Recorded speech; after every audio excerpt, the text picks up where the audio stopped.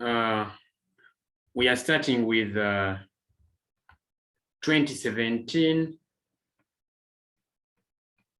paper 2, section B. Let's discuss in the line with the topics that we have covered so far. Section B. Beginning with number 9 exactly. Number 9 of that question paper was about discrete random variables, and is reading that a discrete random variable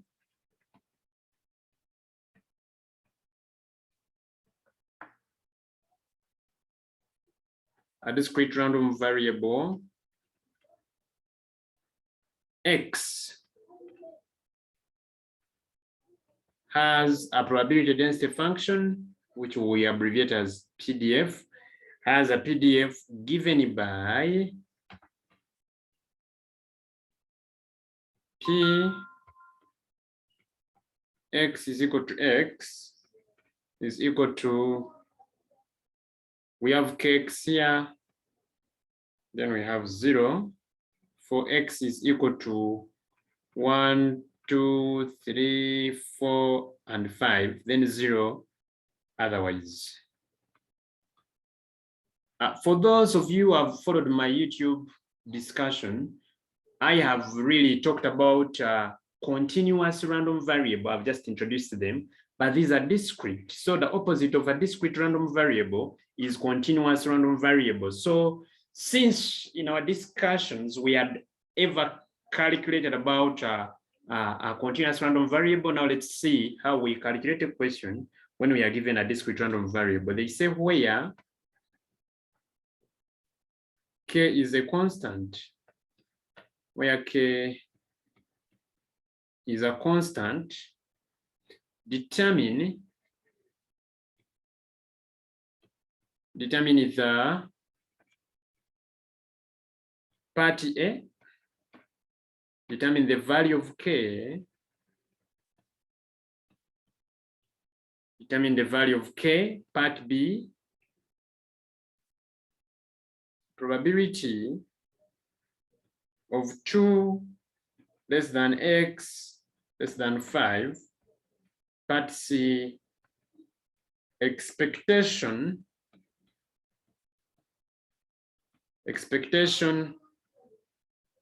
which is E of X, then part D, variance,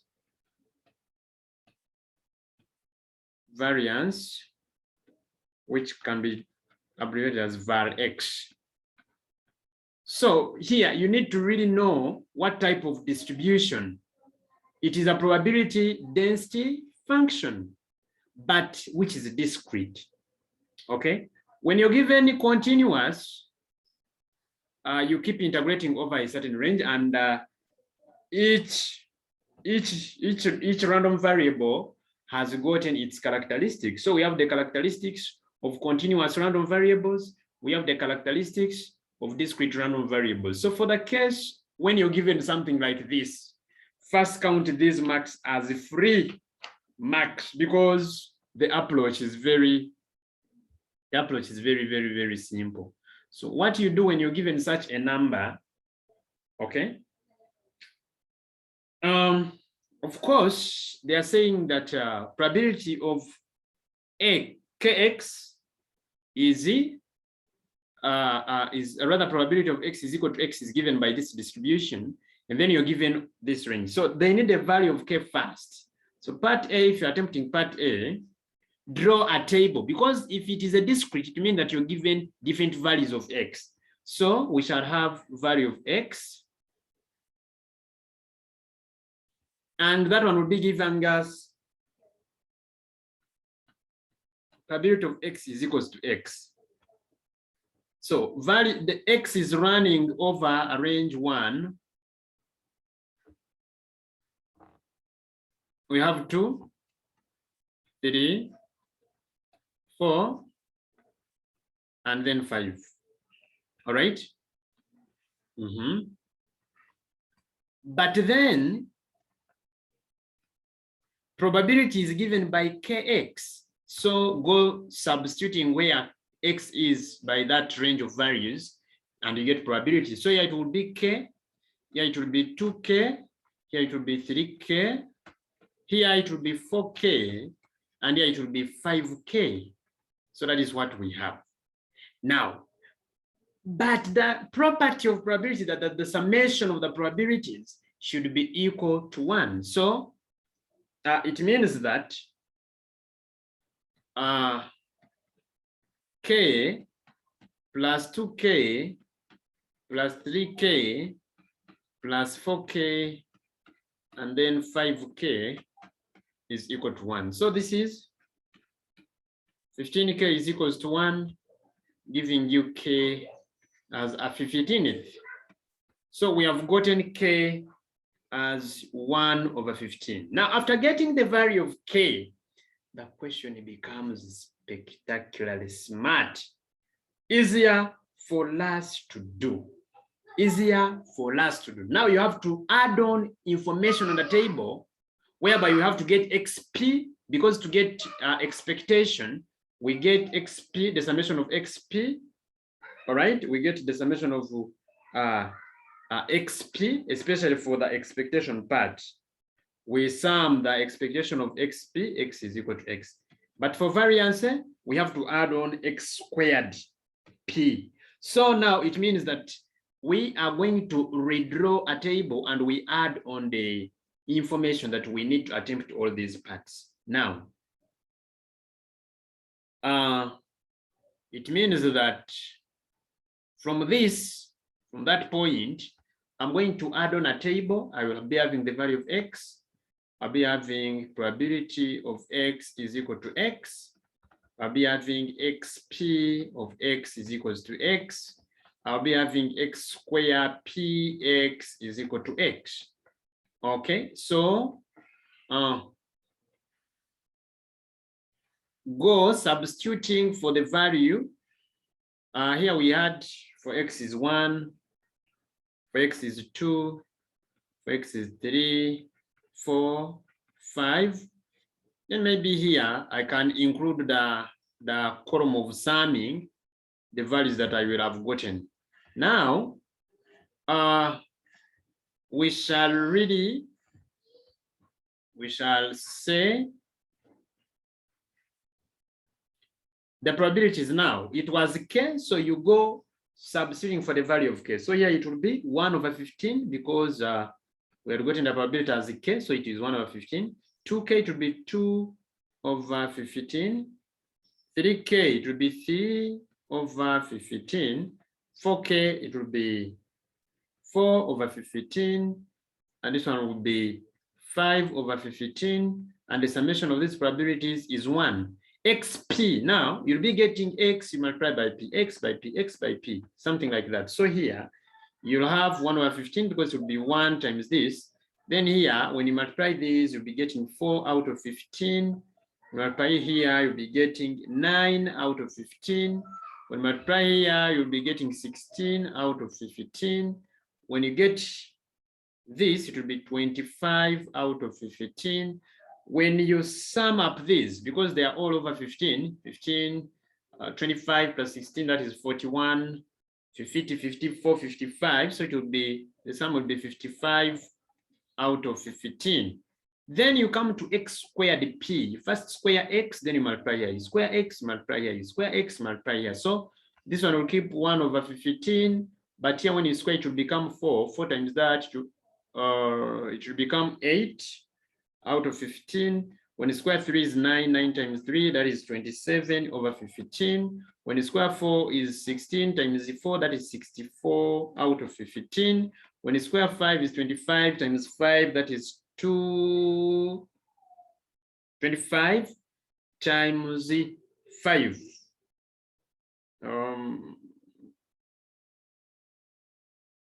25 times 5 is what? 125. So I have 125 over 15. When you sum up all this is 9 plus this, that is 36. 36 plus the 64, that is 225. So 225 out of 15.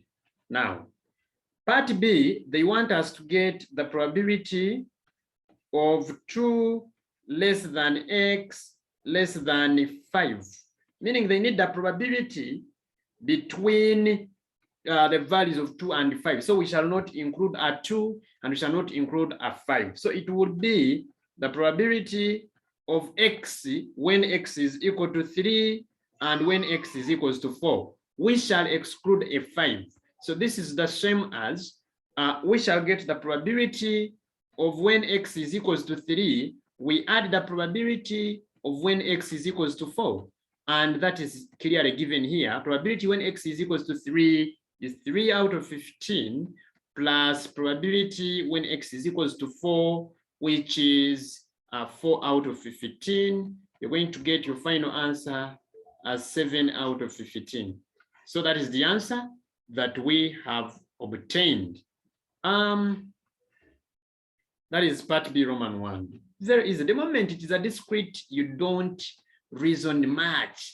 Roman 2, they want expectation. Expectation of x is equal to the summation of the values of xp of x is equals to x.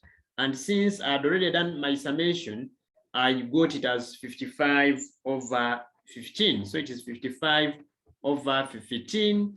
And when you reduce through by what? By 5, it will be 11 out of 3. As simple as that. Finally, maybe you will ask at a later time. Finally, part last needed variance.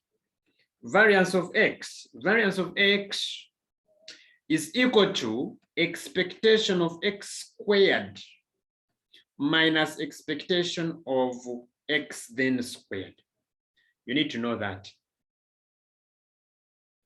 It is expectation of x squared minus the summation, minus the expectation that we've gotten above, then squared. So you need to be knowing these properties in order for you to be safe and for you to graduate very, very well. You need to be knowing the properties of expectation. If time allows, maybe I will take you through discrete random variables. That is if at all time allows us. So you need to really know how we get the parameters, okay?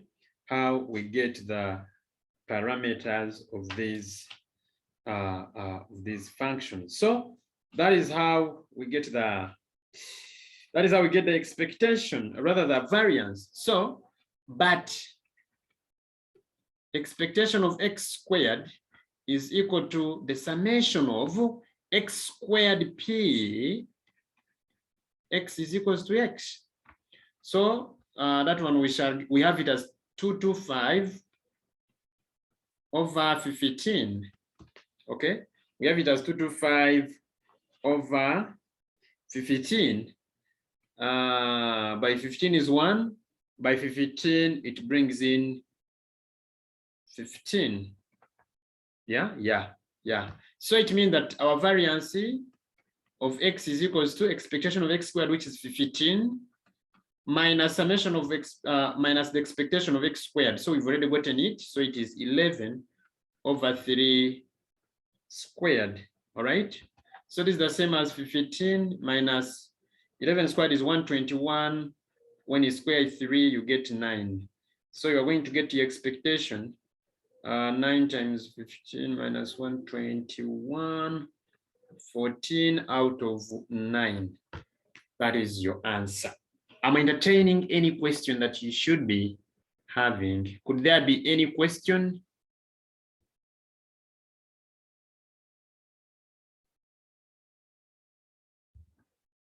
Could there be any question? That is when a question is about a discrete random variable. Any question?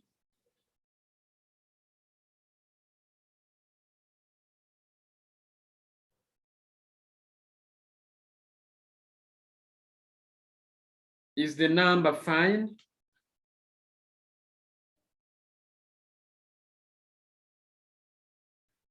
Okay.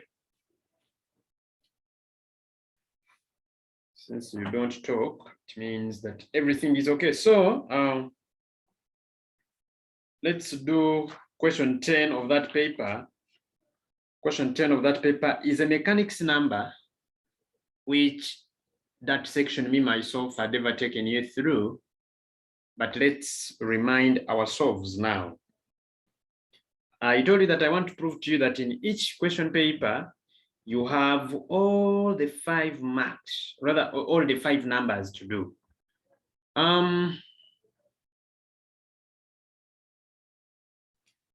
So question 10 is saying a particle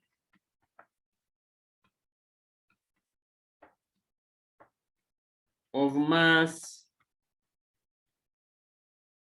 3 kilograms is acted upon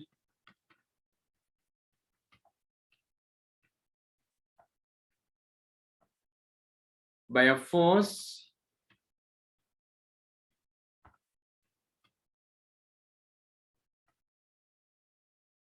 F is equals to 6I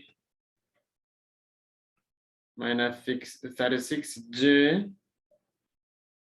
No. T squared J. 36 T squared J plus 54 TK newtons at time T.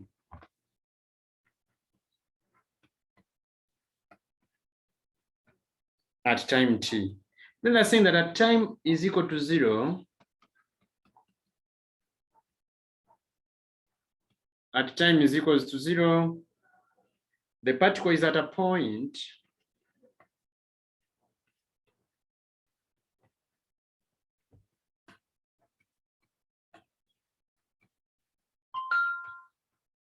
the particle is at a point with position vector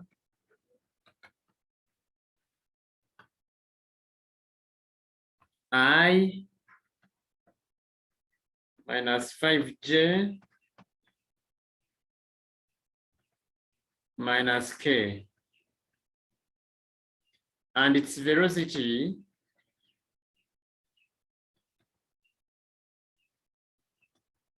is 3I plus 3J meters per second. Determine part A, position vector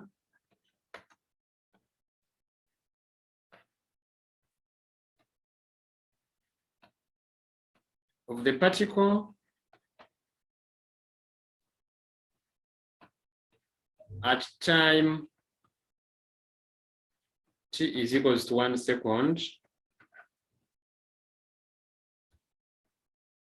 Roman part B.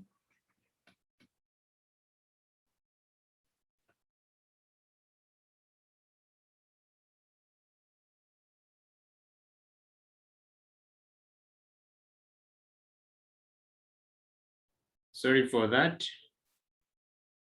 It's network issue. Part B, I may not rewrite all the question. So I was on part B. Distance of the particle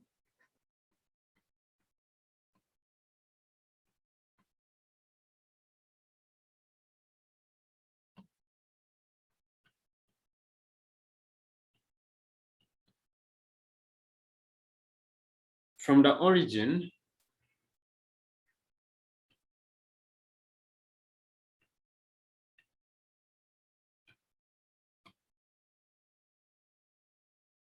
at time is equals to 1 second.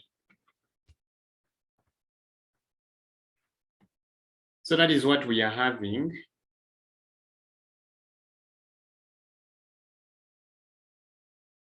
As our question. Hope you followed it, how it started.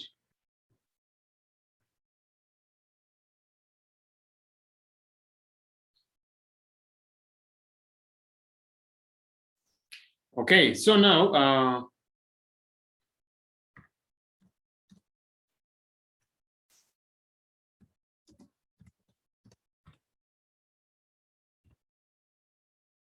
let's see how we ponder over the question.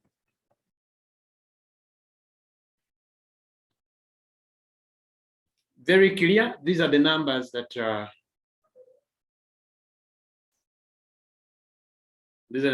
I told you can come and you pick marks freely. Very, very, very freely. Now they gave us the mass. They gave us the mass as 3 kilograms.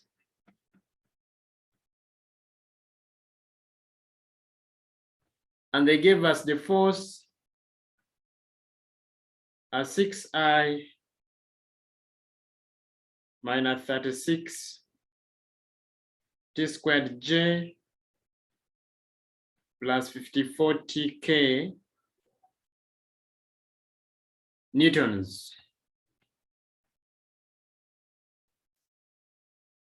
They said that at time is equals to 0, the particle is at the point with the position vector, it is given, and the velocity is given.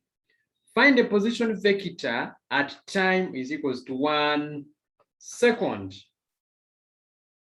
Now, first and foremost, we need to get, first of all, we need to get, given force and mass, you see that you can easily get acceleration, okay? Because we know that F is equals to ma.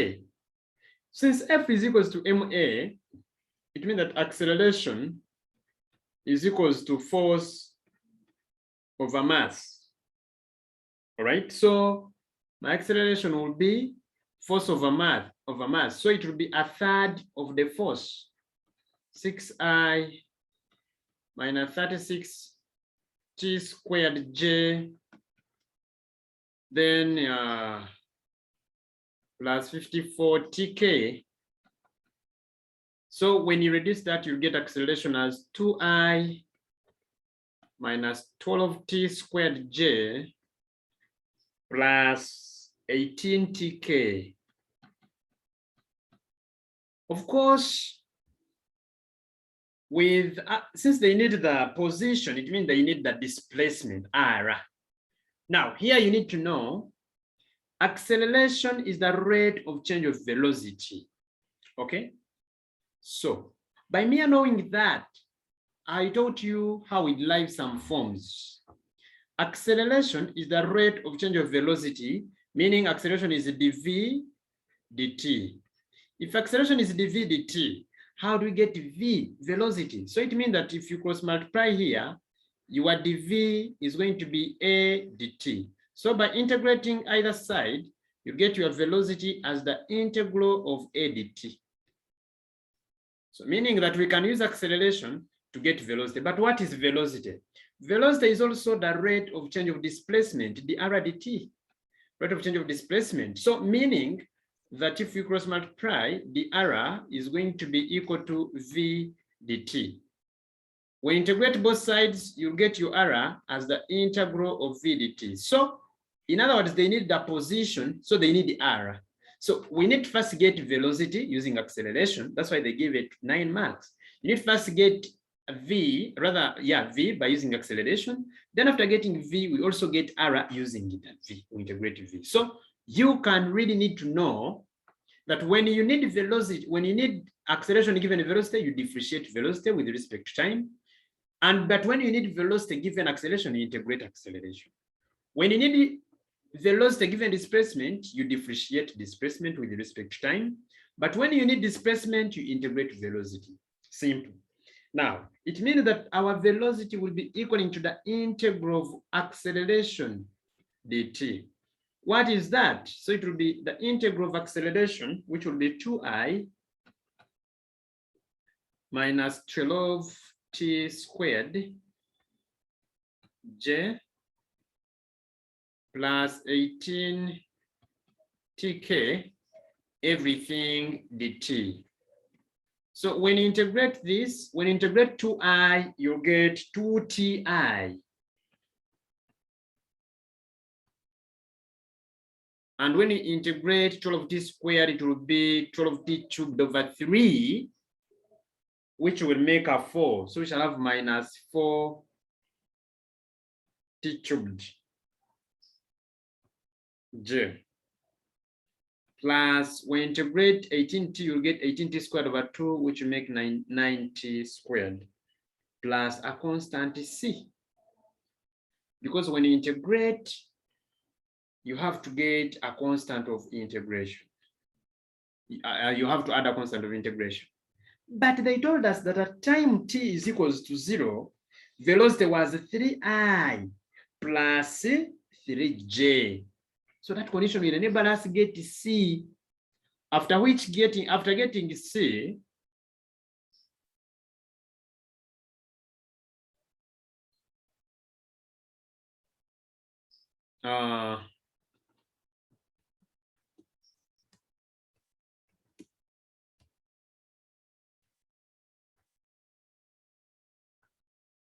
so here, after we need to get a c. So how do we get a c? We use the initial information given. So at time is equals to 0, what was the velocity? Since we have gotten velocity, so we need the velocity at time is equals to 0. Velocity was 3i plus 3j.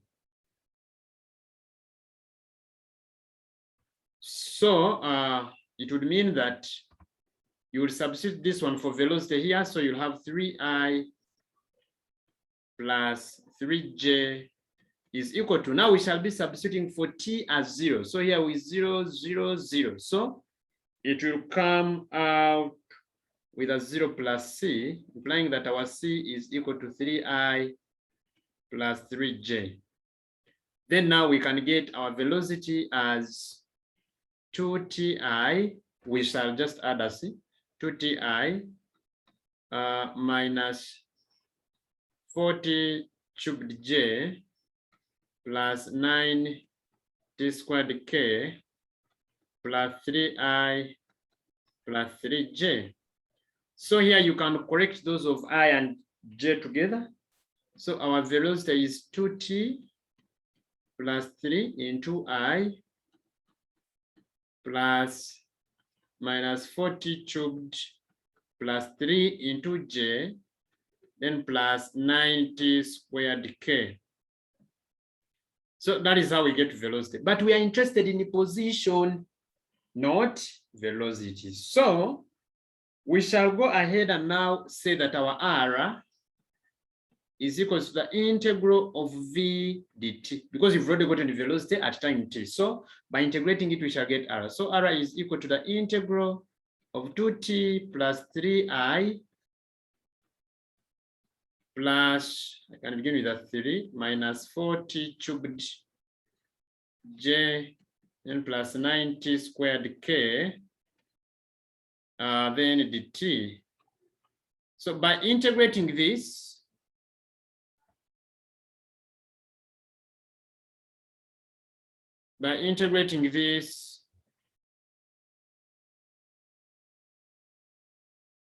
we shall have a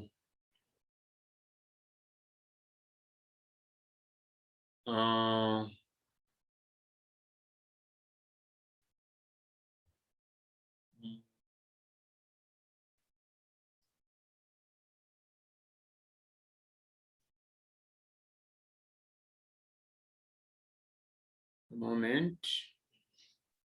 By integrating this, we shall have what? We integrate 2t, you get 2t squared over 2, all right? So we shall remain with the t squared. When you integrate 3, you get 3t I plus, when you integrate 3, you get 3t, minus, when you integrate this, you get minus 4t power 4 over 4. So we shall have t power 4 j. When you integrate 90 squared, you'll get 90 cubed over 3, which will be 3t cubed k, then plus a constant of integration. But because we need to determine the value of c, you come and say at time is equals to 0, what was the position r? When time is 0, the position was I minus 5k minus k. Sorry, minus 5j, then minus k. So by substitution, we shall have that our minus 5k, minus 5j, then minus k is equal to, we substitute by t, so it will be 0 plus c, implying that our constant is equals to I minus 5j minus k. Then now we substitute for the value of c here, you get r. But remember, they want you to get r when t is equals to 1. So first substitute c, correct I, j, and k, then substitute for time is equals to 1. All right, so we shall say by substitution, it would mean that our r is equals to t squared plus 3ti. I'm just substituting, then plus 3t minus t power 4 from the previous step, then plus 3t cubed k. All right. Then plus the value of constant, which was I minus 5j minus k. So if you bring all of those together, i's and j's and k's, we shall have our r as t squared plus 3t plus 1 everything into I. Why am I bringing 1? This I. Then plus 3t minus t power 4 minus 5 everything j, then plus k 3t cubed minus 1 everything k. But they need us to get the position at t is equals to 1 second. So at t is equals to 1, when you substitute for 1, we shall have 1 plus 3 plus 1. I'm substituting for wherever there is t with 1. Then plus 3 minus 1 minus 5j. Then plus 3 minus 1 k. So our r will be equaling to, this is 5i minus 3j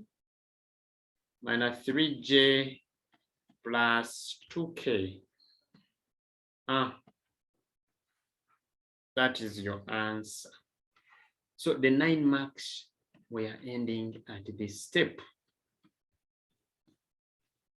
Let me first complete, then maybe you can ask in case you have a question. So the last part of the question is the distance of the particle from the origin at time is equals to 1 second. Now, what we've gotten is the position of the particle at t is equals to 1. We've gotten the position vector. When we say position vector, that is where the particle is pressed.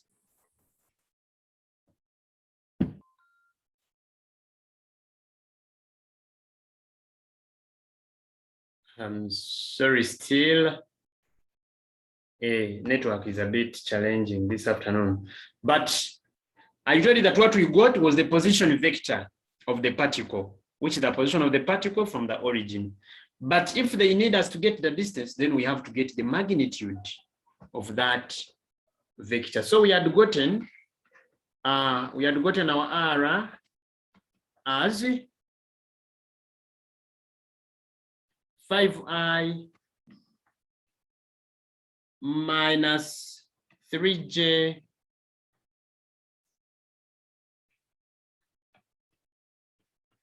plus 2k.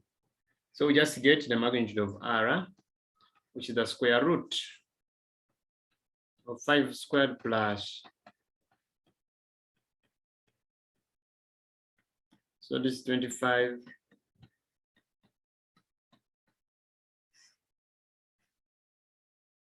And this will give you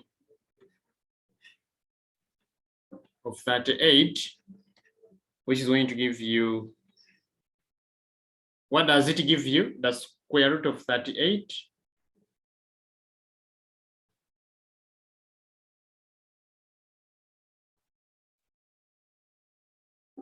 What does it give you?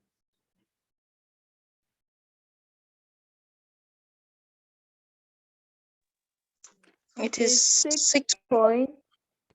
6.164. 164 what? 44. 4. 44. 4, 4 and 1. So that is the answer. If you have a question, ask.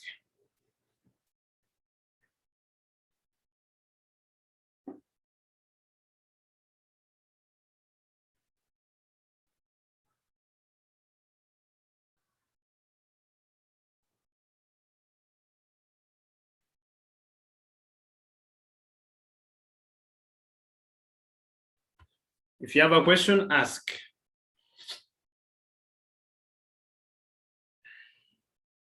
Is it clear? Yes, it is. So it's all about the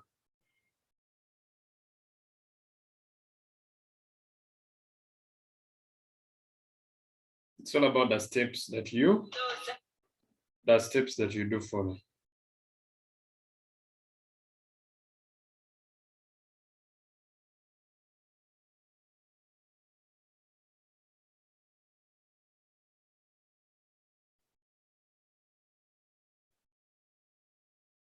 Okay.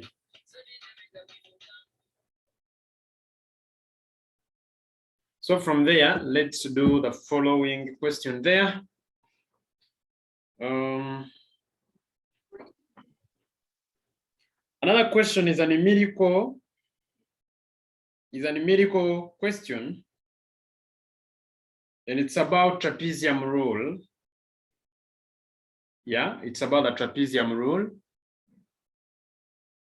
For more of those questions of the trapezium rule, you can visit my YouTube channel where I recorded the errors and the trapezium rule itself. So everything is there. So the question is, a student used the trapezium rule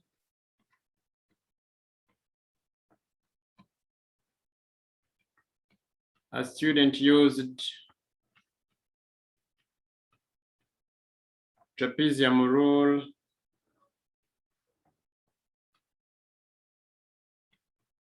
with the 5 sub-intervals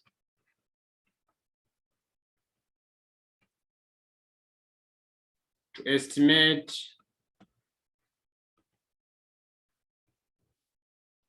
the integral from 2 to 3 x over x squared minus 3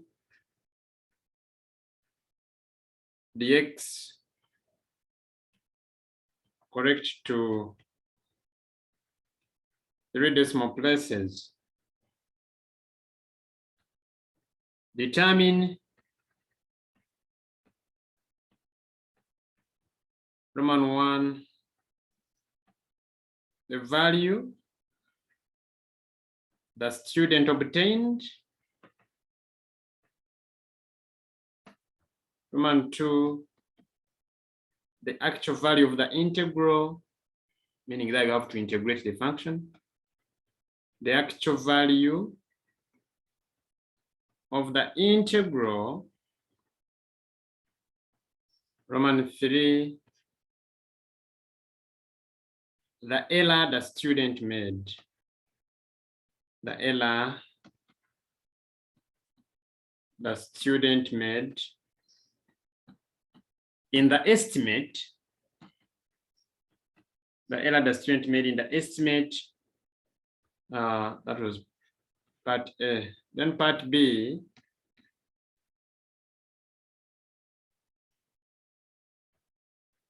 state how the student can reduce the error.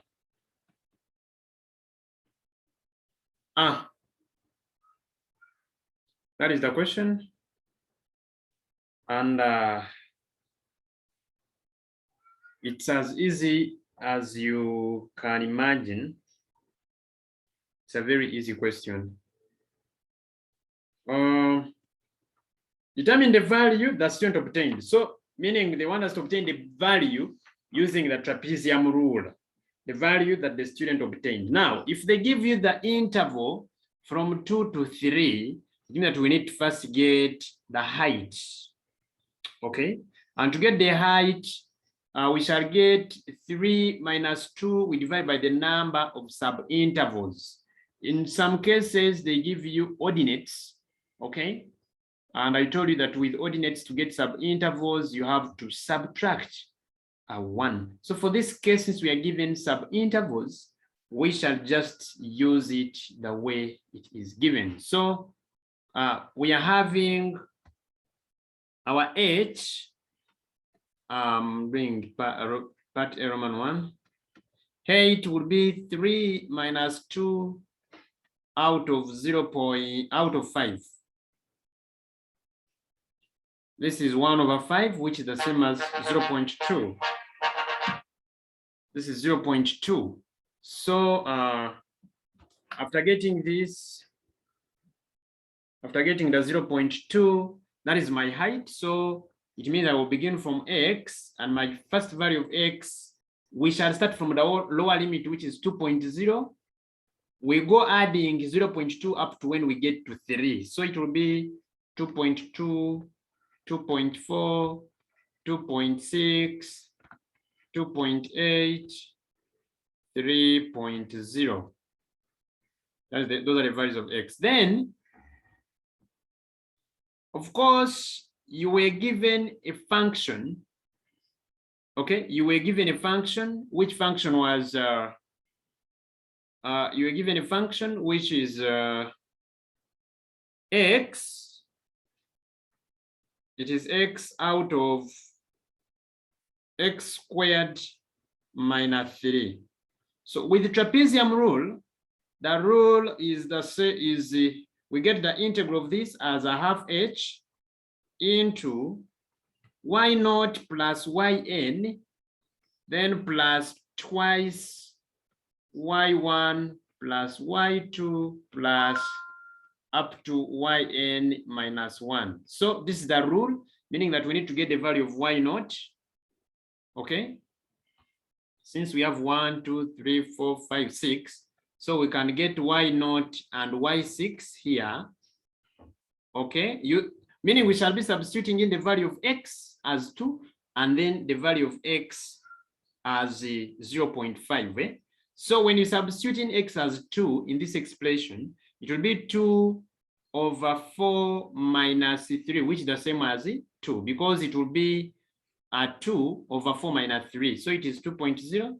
Then when you substitute in 3, it will be 3 over 9 minus 3, which is 3 over 6. That is a half, which is the same as 0.6. All right. Then here, of course, you can get the sum. You can get the sum of those two values. So the sum, I can add it here, so that my sum of these two values is 0.5, sorry. So the sum would be 2.5. Then now, which means that here you get values of y2 up to y5, okay, the remaining ones. Otherwise, some students prefer writing all of them without skipping. Okay, so it means that if your table is like this, you have already filled for some, the first one and the last one.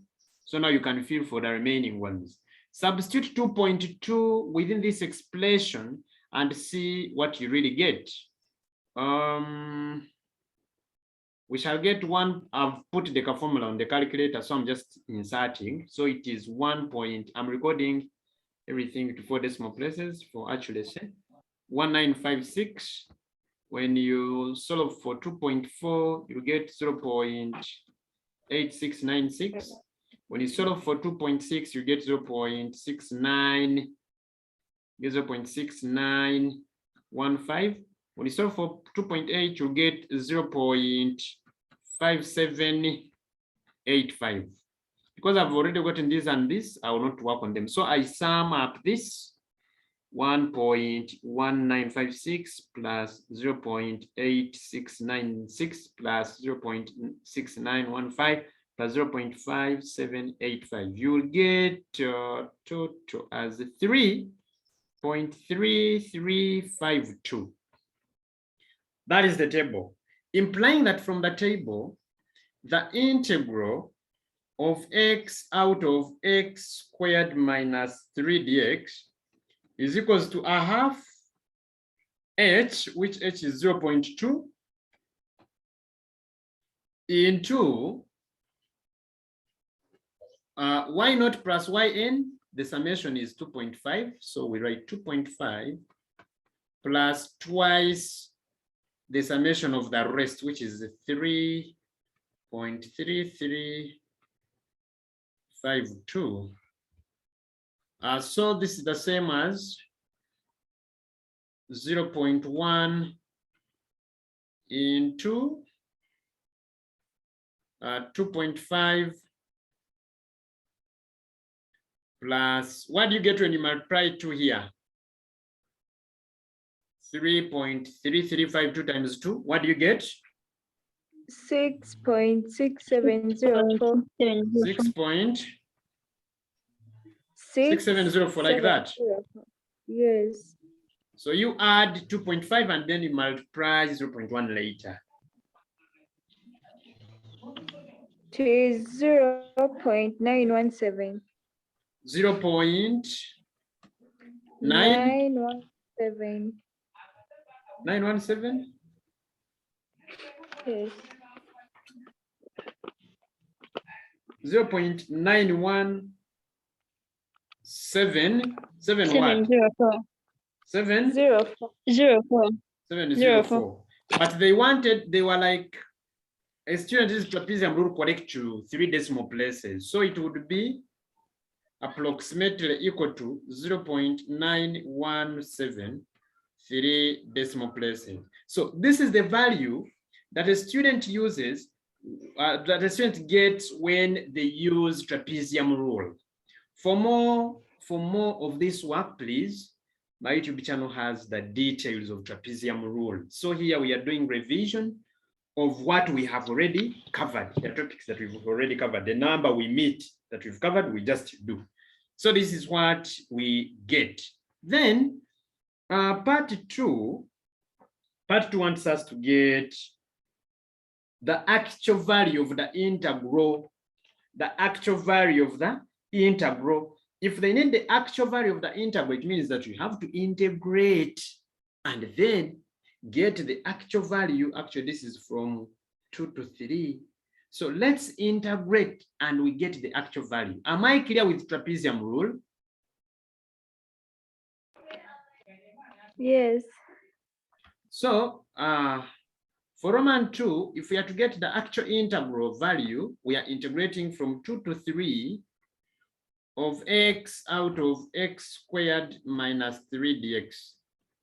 So I'm first going to I can let my u to be equaling to x squared minus 3, so that du, when I differentiate both sides, will be 2x dx. Some students say du dx is equals to 2x, depending on how you want. So it means that my dx is equal to du out of 2x. Substitute it there. So it implies that if I integrate without limits first, x over x squared minus 2 dx will be equaling to integral x out of this one, I let it to be u dx the same as du over 2x. So x and x will cancel. So I will have a half outside integral of 1 over u du. But when I integrate 1 over u, I get ln u. So it is going to be a half ln u. Of course, plus a constant. But because I'm given limits, I don't need a constant. So it implies that the integral from 2 to 3 of x over x squared minus 3 dx will be equaling to ln. Since I'm having u is x squared minus 3, so it is a half. It will be a half ln. Let me rewrite it clearly here. It will be a half ln x squared minus 3, of course, from 2 up to 3. So you will first substitute for the value of x as the upper limit 3, then you subtract when you substitute the limit as 2. So it is going to be a half ln 6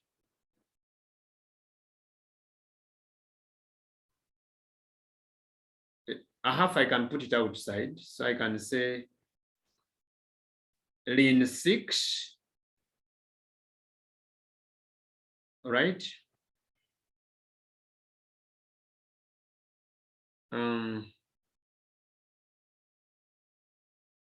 Excuse me. I'm substituting for x as 3, right? So it is a half, okay? Ln 6 minus 3, then I substitute for a 2, okay? Which will be ln 4 minus 3. So you'll simplify that, you'll come up with a 0. Yes, Emily? Teacher, isn't it supposed to be 9? 9. Sorry? It's 3 squared, which is 9 on the Oh, limb. yeah. It's 9. Then 9, me, I multiplied. It's ln 9 minus 3. Then we subtract when we substitute at 2. So you simplify it and see if to 3 decimal places you come up with the 896. Substitute properly for each limit and see if you come up with this.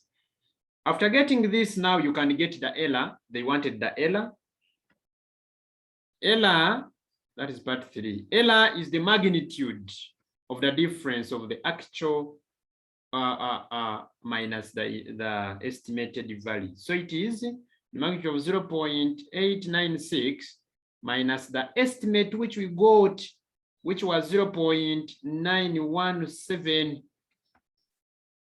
All right, magnitude. So it is going to give you negative inside, but since we're interested in the magnitude, we shall record 0.021 as the error. So the last part is asking, how would the student reduce on the error? To reduce on the error, a student would simply increase the number of subintervals. To reduce the error, a student would increase the number of subintervals or ordinates or strips, or a student would reduce the value of h, or what we call the width or the height. So either you increase the ordinates, subintervals or strips, or you reduce the width. That is how a student would avoid the error. For more bits of integration, pure mathematics, we have a playlist that has integration. So that is how the question would be done.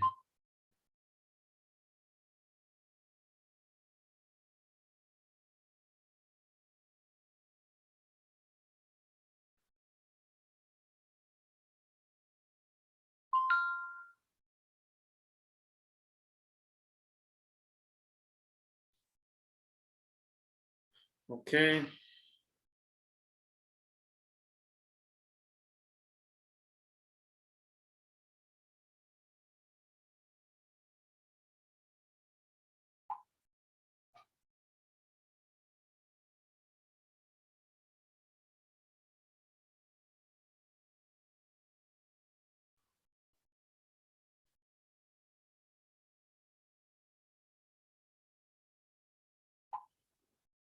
So from here, allow me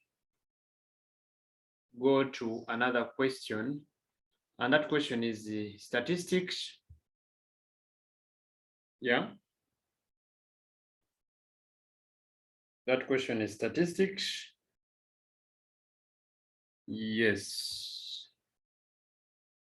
Let's look at that question of statistics.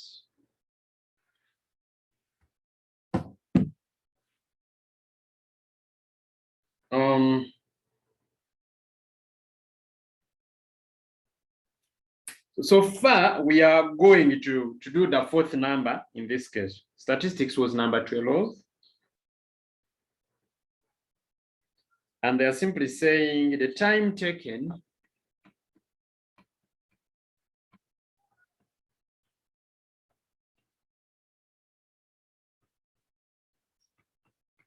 for 55 students to have their lunch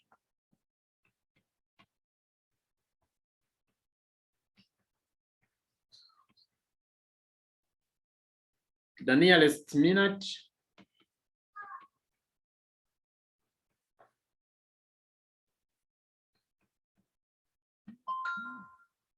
are given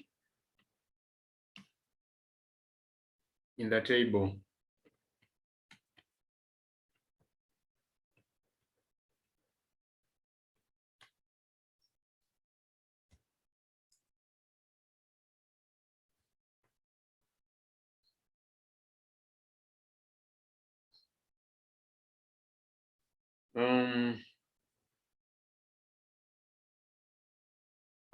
So we are given a table, we have time in minutes.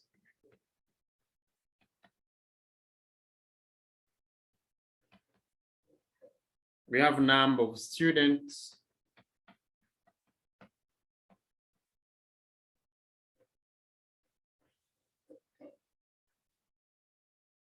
So we have 3 to 4, 2 students. 5 to 9, 7 students. 10 to 19, 16 students. 20 to 29, 21 students. 30 to 34, 9 students.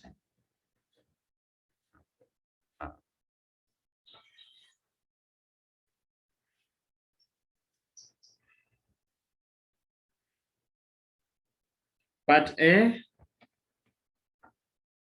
calculate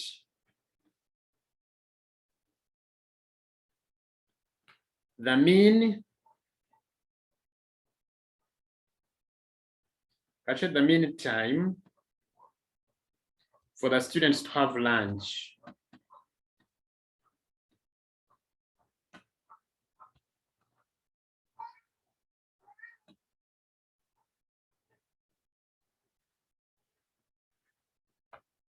Part B, Roman 1, draw a histogram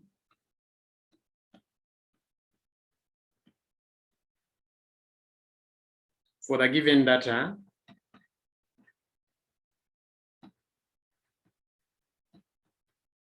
Roman 2, use your histogram to estimate the mode.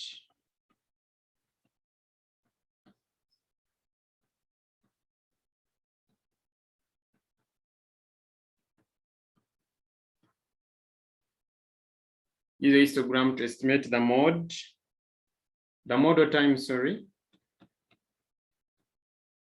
for the students to have lunch.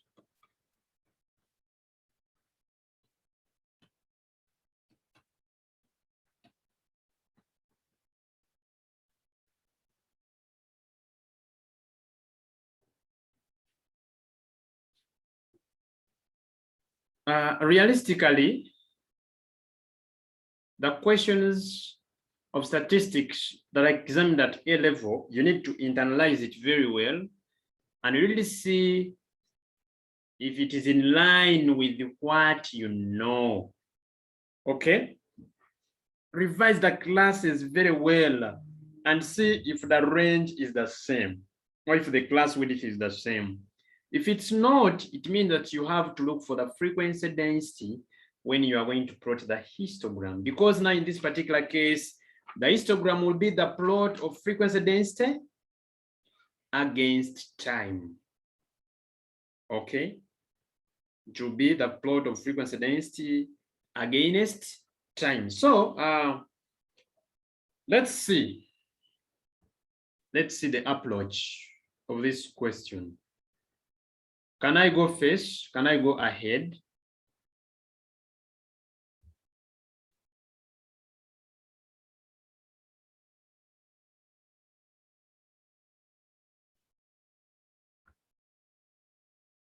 So I'm going to have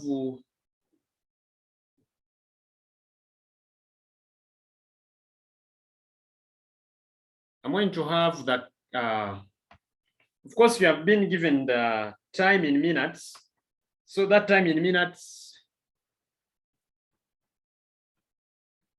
I'm going to have time, or what I can call the class, can call them classes. The first class is 3 to what? 3 to 4. Then I have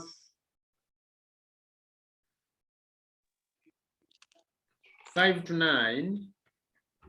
Then I have 10 to 19. Then I have 20 to 29. Then 30 to 44.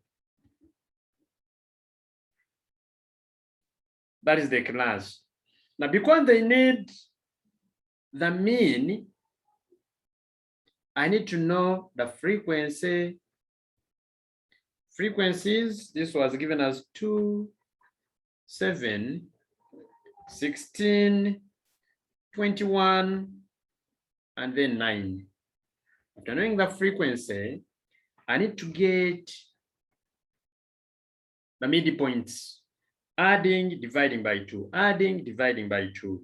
So this is 7 dividing by 2, you get 3.5. This is 14 divided by 2, you get 7. This is 29 divided by 2, you get 14.5. This is 49 divided by 2, you get 24.5. And this is 74 divided by 2, you get 37. That is your x. By getting x, you need to get fx because we need mean. Mean is the summation of fx out of summation of f. So this is 3.5 times 2, this is 7, and this gives you 49. Let me first work on this. 333. 16 times 14.5 is 2, 3, 2. Whereas this, I have 0.5, 4, 1, 5. Yeah. Then after getting fx, since we had plot the frequency, since we had plot a histogram and the classes are different, so let me first look at my class width. This is 3 to 4, that is 2, because even the 3 you count it. You count 3, 4, those are 2. Or you get 4 minus 3, then plus 1. 5 to 9, that is 5. Now 10 to 19, that is 10. This is 10. And here we have 15. But then we have to get the frequency density.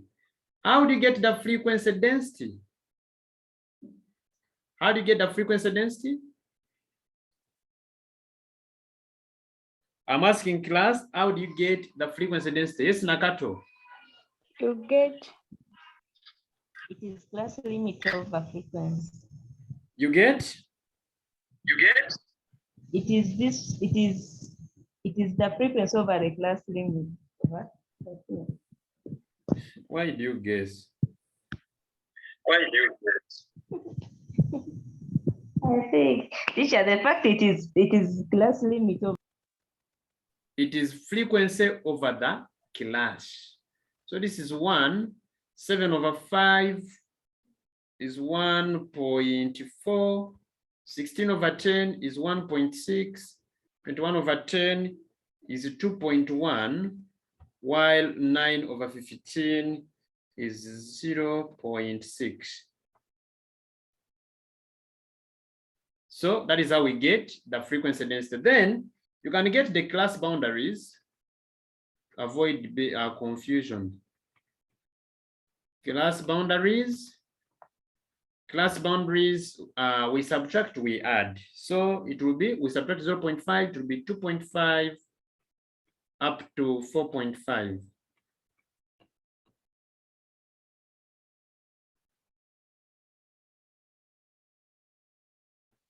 Then this is 4.5 up to 9.5. This is 9.5 up to 19.5, 19.5, 29.5, 29.5 out up to 44.5. So I dress my table. You have to dress it.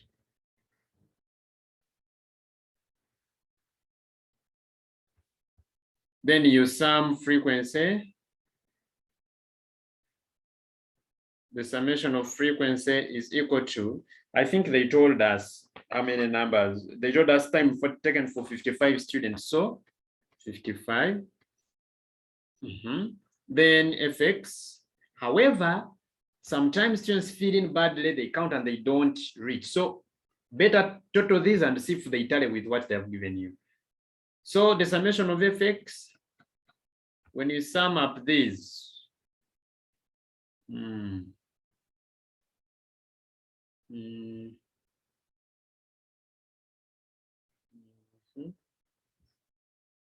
get 11.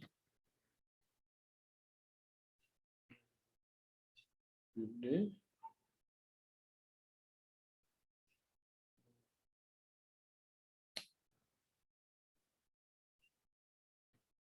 5 point, is it 0.5 or 0.6? There is 1 5 here, so 0.5. So that is what we are having. Then if you are to get the mean, of course, you know that mean is the summation of fx out of summation of f. So it's going to be 1135.5. We divide it by 55. And this one is going to give you 20.65. That is the mean time, minutes. Then part B, they want us to plot the histogram, and we use the histogram to find, with the histogram to find a what? To find the mode. Now, of course, you know, when you're plotting histogram, we shall plot frequency density. You are going to do it on your graph. So we plot frequency density. You have to write the whole word, frequency density. And the frequency densities, we have the highest as 2.1. So I can start from 0. You can use a scale of 0, 0.5, 1.0, 1.5, 2.0, 2.5. Then I'll plot it against the class boundaries. Of course, as usual, we shall start from this like this. So can begin with 2.5 here. I go to the scale may depend. Since we don't have uniform range, the scale will depend. I can use 10, I can use 5, I can do 2. But now if you have to use 5, ask yourself when you are going to reach 44. So you can use the 2.5, you can use the one of 10, you can go to 12.5, can go to 22.5, can go to 32.5, can go to 42.5. You can go to 52.5. Then this one, I can call it time in minutes, the class boundaries of time in minutes. Then you make sure that you use appropriate scale. You can use a bigger range of boxes. You can use like 10 small squares. Even here, you can use 10 small squares to represent one range. So now, when you plot, of course, 2.5 to 4.5, 4.5 maybe somewhere like here, then the frequency density will say that it's 1. So you will plot up to here. I'm assuming. Then up to 9.5. Up to 9.5, there is 1.4. So 1.4 may be somewhere like here. And my 9.5 may be somewhere like here.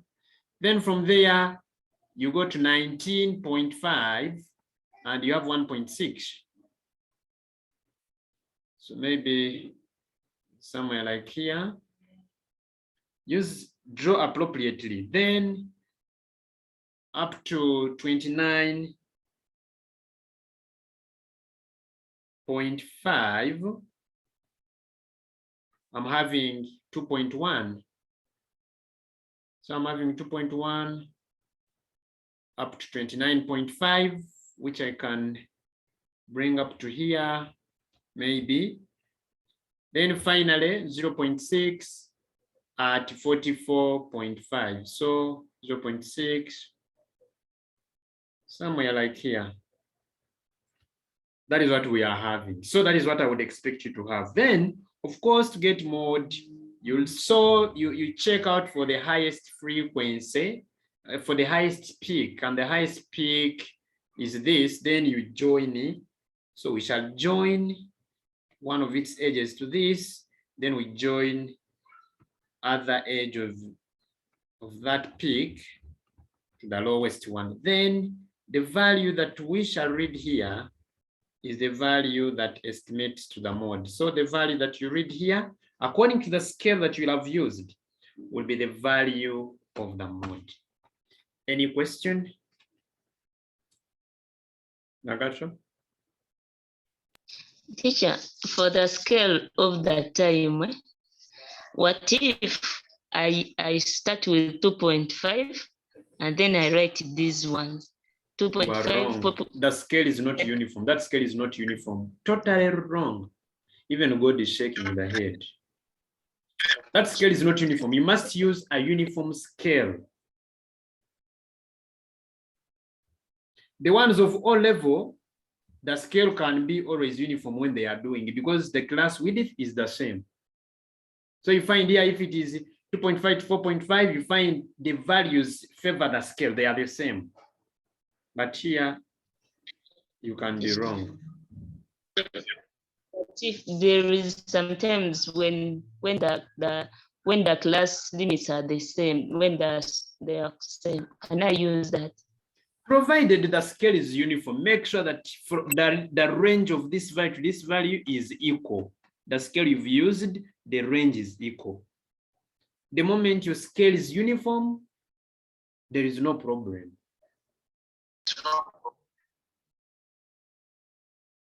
Okay? Yes. Mm-hmm.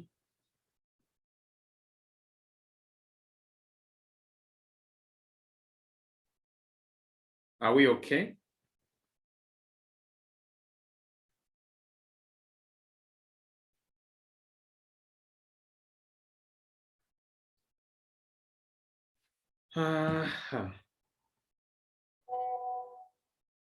I really don't know if this time can, because I don't know if this time can favor us to do another question, because out of those questions remaining, if you look at, we've already done 4 questions, so we are left with 1 question to pick from the remaining 4.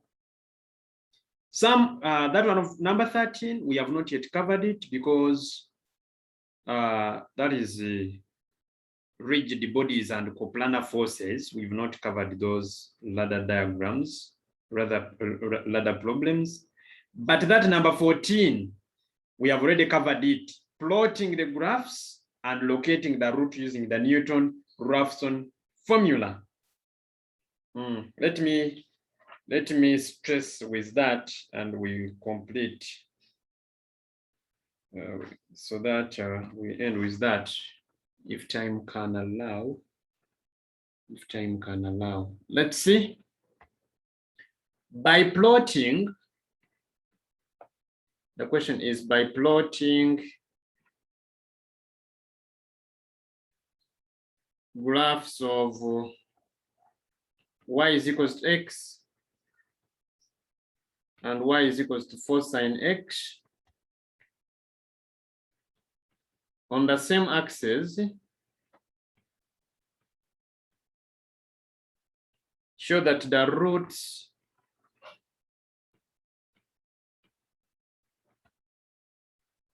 root of the equation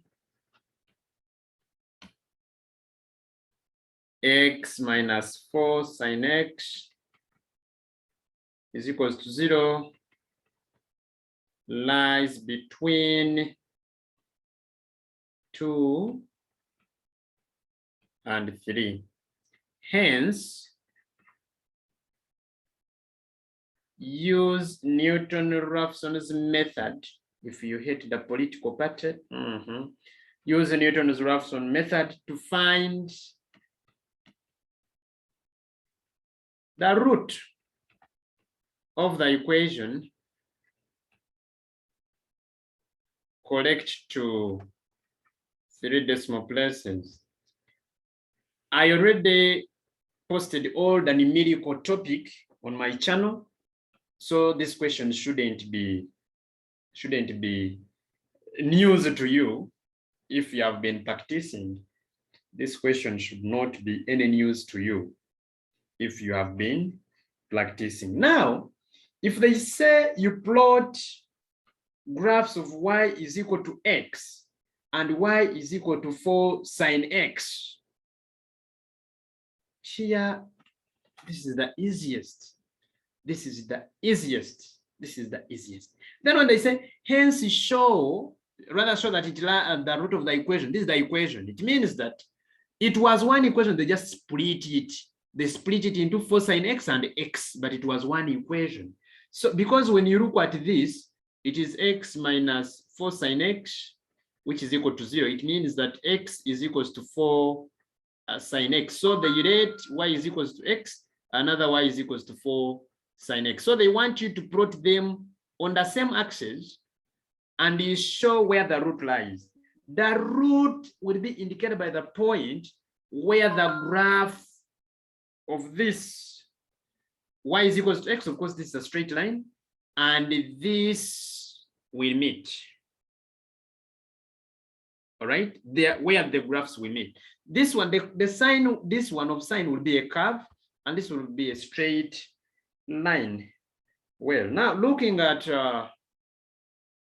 since they want you to show that it lies between 2 and 3, so I can use my range of values as 2 up to 3. All right, so I can say my x, then I will get values when y is equals to x and when y is equals to 4 sine x. Very interesting. Of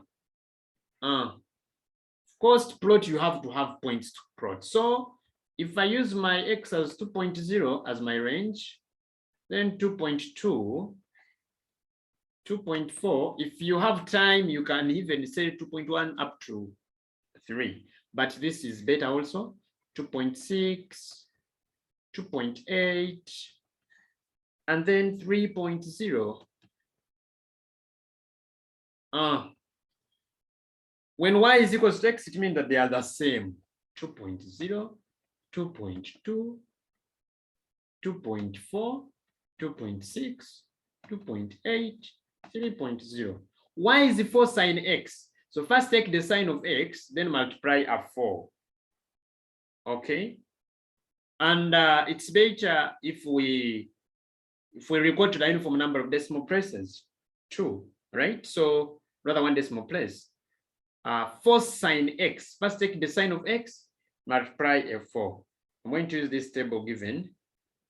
I had already done this number on my YouTube channel, but for purposes of revision, I'm repeating it. So I have it calculated already.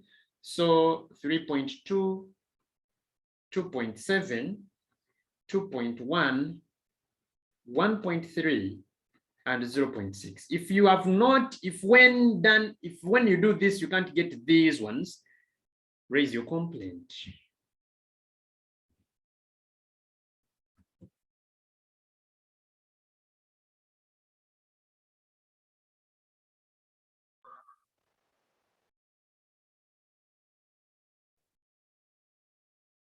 If that is okay, then now plot. Excuse me, teacher. Yes. For that, y equals 4 sine x here. Put your calculator in radians first. Okay, and I was not getting the same answer. Because these values are small. They are small, you cannot compare them with like sine 30 degrees. So put your calculator in radians, then compute sine the value, then times it 4. Now we can move on. Again. So,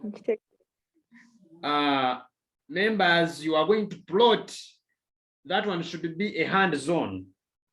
You are going to plot values of x and the values of y. But first plot for when x, of course, you can first put in the values from here. We can start from 2.0 as x, 2.2, 2.4, 2.6, 2.8, 3.0.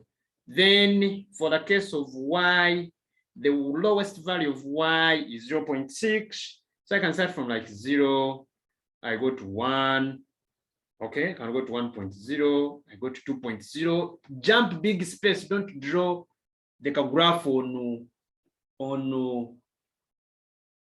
the smallest piece of paper. Just use almost all of it or a quarter of it. So 2.0, 3.0, can go to 4.0, something like that. So you are going to find that the value, the graph of y is equals to x would be like this.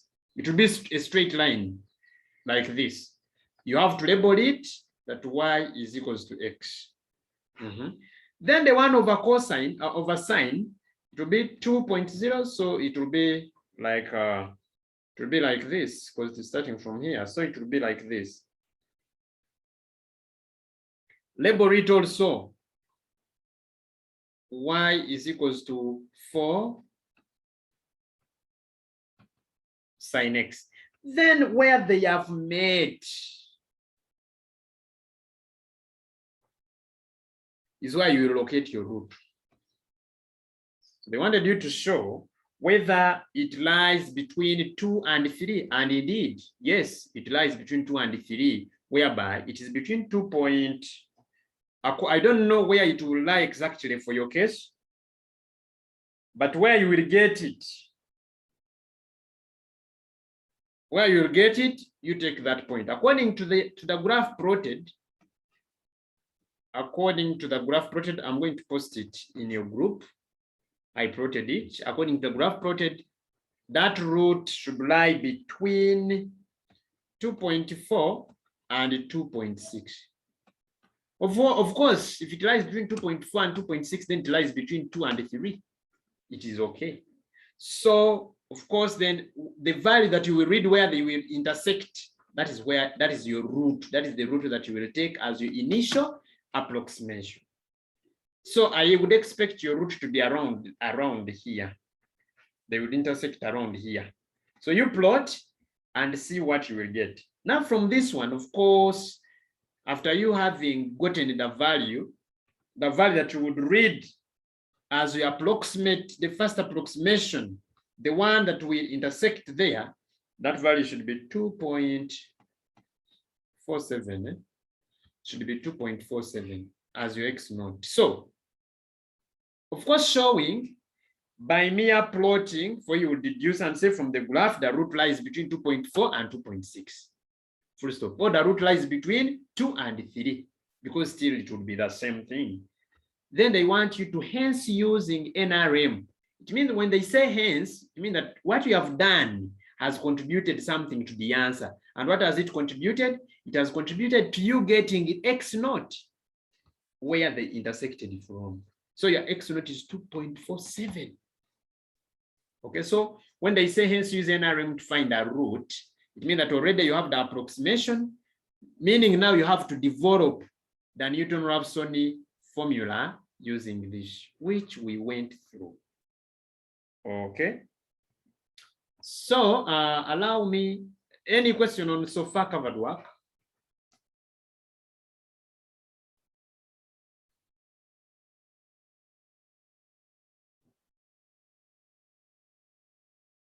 Can I proceed?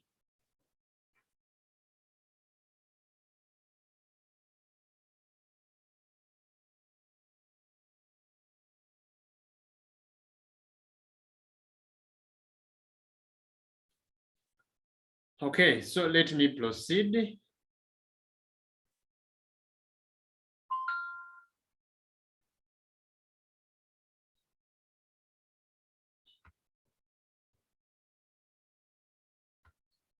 To proceed,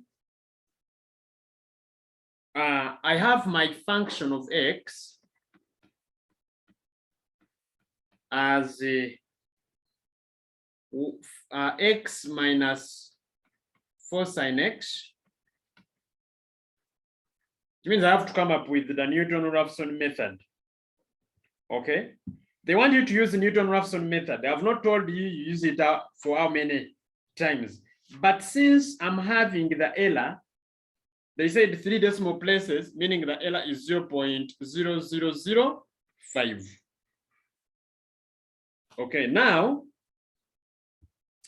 I will get the derivative of this function, f prime of x, and it will be 1 minus 4 cos x. But you know that xn plus 1 is equals to xn minus f of xn over f prime of xn. So this is xn minus the function, which is x minus 4 sin x out of 1 minus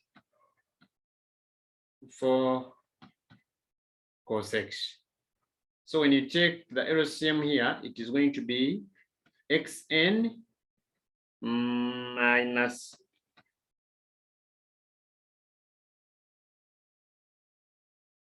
it is going to be, oh, sorry for this step.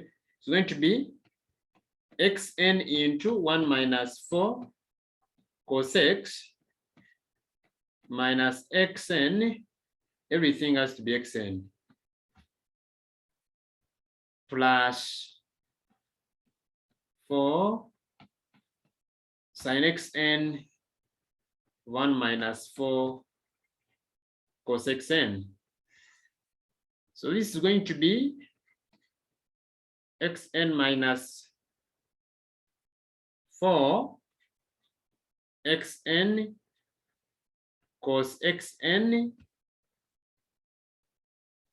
minus xn plus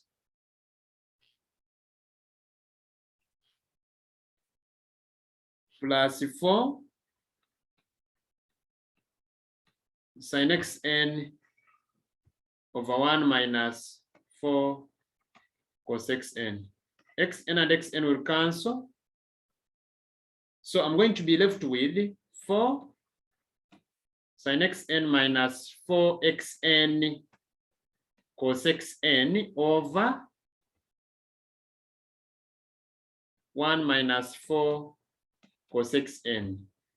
Taking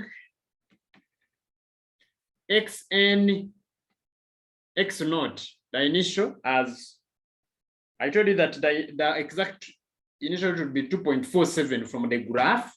So if we take it as that, it means that our x1, because we'll be having xn plus 1, meaning when we put here a 0, it will be x1. So our x1 will be 4 sin 2.47 minus 4 times 2.47 cos 2.47 over 1 minus 4 cos 2.47. That first approximation, x1, would be giving you 2.4746.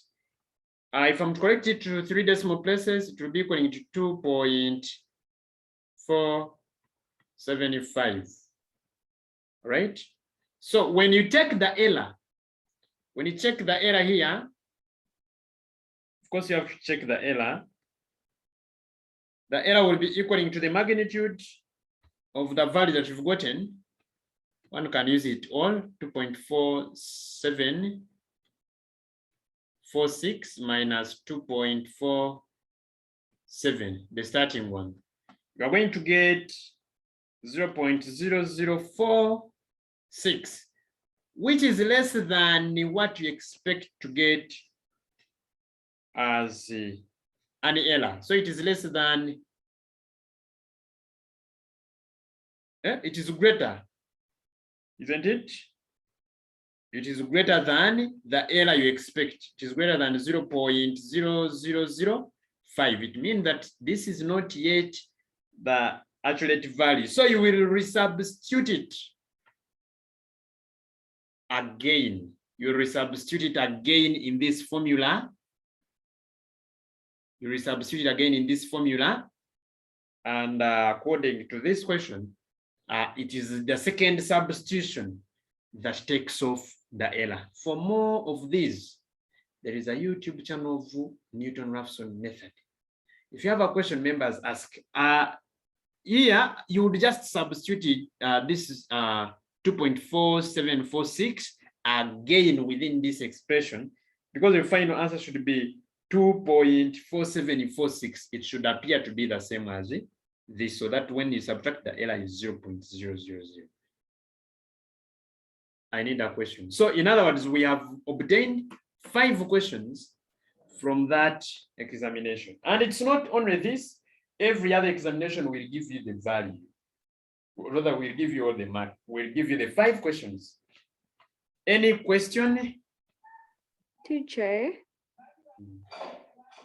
my question is, for me to conclude, that what? I have understood your question. The moment you find that the error between the value you've gotten and the value you first used is greater than what you expect to get, you have to do another iteration. We call them iterations. So you have to substitute this value you've gotten, 2.4746, as your x now. And you see what you will get. You subtract it from this very one. If you find the error is 0.00, if the error is less than this, that is why you stop. So you will conclude that the root is this value. But since they wanted it 3 decimal places, you write 2.475. But when you have done the second iteration, so I don't need to first get like what? Okay, I've understood. I've understood. Okay, so for more of these examples, the channel will give you the details where this number also was done to completion. Because of time, allow me let you be. Allow me let you be. Good day. So we have managed to do 5 questions in less than 2 hours. And the paper is for 3 hours. So meaning that if you have revised, you cannot tell me that you have failed to complete the exam.